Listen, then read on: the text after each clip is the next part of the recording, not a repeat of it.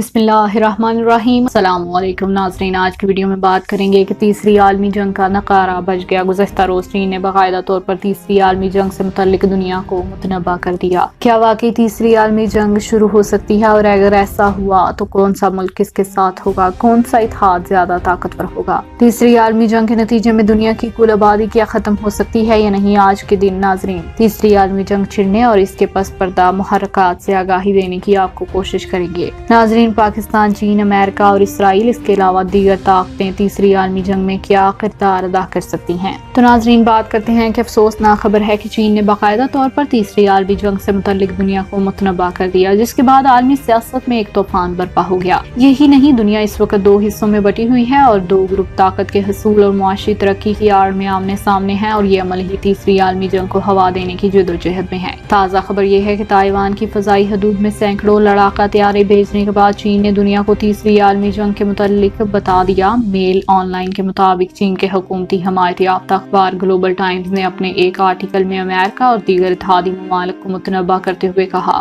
کہ تائیوان آگ سے کھیل رہا ہے اور ان ممالک کی طرف سے اس کی پشت پناہی تیسری عالمی جنگ کا پیش خیمہ ثابت ہو سکتی ہے۔ آرٹیکل میں اخبار کی طرف سے امریکہ اور تائیوان کے مابین ہونے والے خفیہ معاہدے کا ذکر کرتے ہوئے کہا گیا کہ یہ معاہدہ چین کی خود مختاری کو چیلنج کرنے کے مترادف ہے، اور اس معاہدے کے بعد صورتحال تصادم کے انتہائی قریب پہنچ چکی ہے، جہاں سے واپسی شاید انتہائی مشکل ثابت ہو۔ تازہ ترین رپورٹ کے مطابق حالیہ دنوں میں امریکن صدر جو بائیڈن نے وائٹ ہاؤس میں صحافیوں سے گفتگو کرتے ہوئے بتایا کہ تائیوان کے معاملے پر چینی ہم منصب کے ساتھ ٹیلی فون پر گفتگو میں ہیں، اور درمیان ہمارے اتفاق ہوا ہے کہ ہم تائیوان معاہدے کی پاسداری کریں گے۔ ناظرین، اس گفتگو کے دوران دونوں رہنماؤں کے درمیان کیا معاہدہ طے پایا، اس کی تفصیلات تاحال سامنے نہیں آ سکی، اور اب چین کی دھمکی سے معلوم ہوتا ہے کہ تیسری عالمی جنگ کا طبل بجنے جا رہا ہے۔ اس کے علاوہ اگر عالمی حالات پر نظر دوڑائی جائے تو یہ بات بھی کھل کر واضح ہو جاتی ہے کہ مشرق وسطیٰ کے بگڑے ہوئے حالات بھی کسی بڑی جنگ کا پیش خیمہ ہیں۔ بالخصوص پاکستان، بھارت اور اسرائیل جیسی ایٹمی طاقتوں کے مابین جاری کشیدگی بڑی جنگ میں بدل سکتی ہے۔ دراصل اسرائیلی ایک خفیہ معاہدے کی چال کی مدد سے بھارت اور امریکہ کا استعمال کر کے مشرق وسطیٰ سمیت خود ان دونوں ممالک کو کمزور کرنے کی پالیسی پر عمل پیرا ہے، تاکہ بعد از جنگ میں کود کر بغیر نقصان کیے یہ جنگ جیت سکیں۔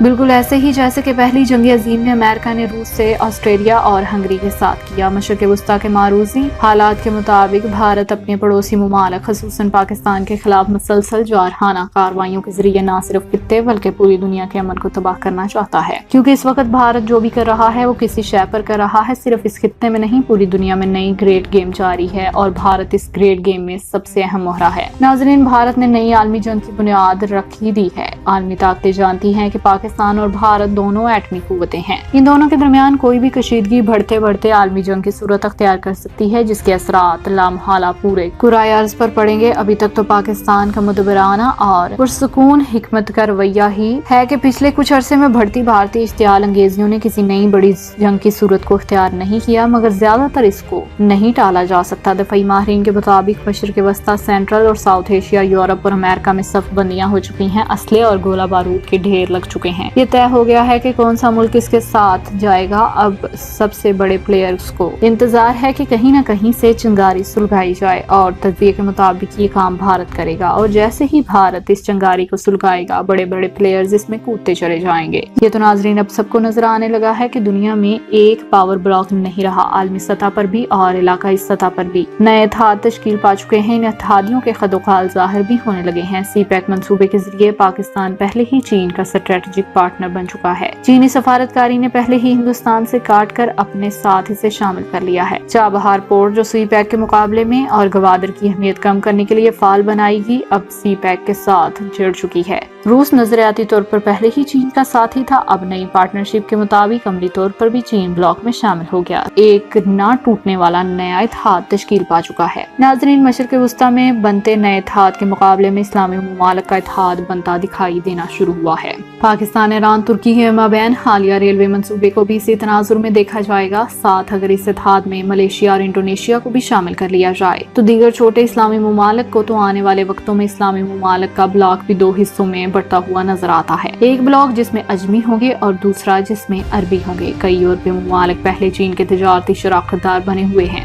साउथ एशिया में कई छोटे ममालिक चीन के इत्तेहादी बन चुके हैं। दूसरी तरफ अमेरिका भी चीन का घेराव करने की मुनज़्ज़म मनसूबाबंदी कर रहा है। अमेरिका और इसराइल तो पहले ही एक दूसरे के फिक्री और अमली शराकतदार हैं। कई अरब ममालिक भी इसकी शराकतदारी के लिए पर तोड़ रहे हैं। अमेरिका ने चीन को साउथ चाइना सी में घेरने की मनसूबा साजी कर ली। इसके इर्द गिर्द Japan, Philippine, Taiwan, south Korea, Vietnam, Indonesia, Malaysia, Barnai, Australia और हांगकांग जैसे ममालिक को साथ मिला लिया। जहां अमेरिकन बहरी और अस्करी कुव्वत जमा हो चुकी है, तो वहीं नाजरीन भारतीय नेवल फोर्स को भी आबनाए मलाका में आगे बढ़ने और चीनी बहरी जहाजों को ब्लॉक करने की शह दी जा रही है। आबनाए मलाका में चीन की तजारत के लिए शहरक की हैसियत रखती है। चीन का 80% दरामदी तेल इसी रास्ते से गुजरता है, इसलिए इस खित्ते में चीनी तेल की तरसील में किसी किस्म की रुकावट चीन के लिए खतरनाक साबित हो सकती है। चीन ये बात अच्छी तरह से जानता है और समझता है, और यही चीन भारत की आबनाई मलाका बंद करने के खिलाफ भारतीय रियासत सकीम पर कब्जा कर सकता है। नाजरीन, ये थी आज की खबर। इस हवाले से अब आप क्या कहते हैं? कमेंट सेक्शन में अपनी राय का इजहार जरूर कीजिएगा। अब तक के लिए इतना ही। जज़ाकल्लाह।